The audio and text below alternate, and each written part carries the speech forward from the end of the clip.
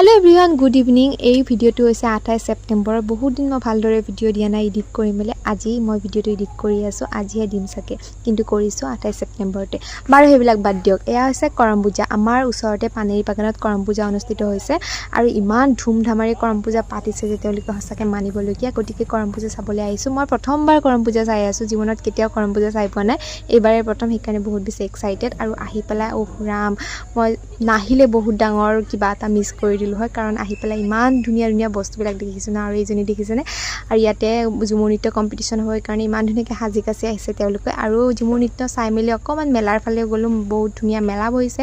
আৰু এইফালে বেলুন ৰং বিৰঙৰ এইটোত মই কোনদিন ফটো উঠাইছিলো দাদাহঁতক কৈছে মই ফটোহে উঠিম দে নিকিনো এইফালে তো মানুহেটো আহিছে গৰুৰ কোৱালিটিও আহিছে ইমান ধুনিয়াকে তাই এই ৰং বিৰঙৰ বস্তুবিলাক চাই আছে না আৰু একেবাৰে যেনেকৈ আছে তেনেকৈ আছে এইজনী মৰম নকৰাকে থাকিব নোৱাৰি তাইক বহুত মৰম কৰিলো আৰু আমি ঘৰলৈ উভতি আহিলো আজি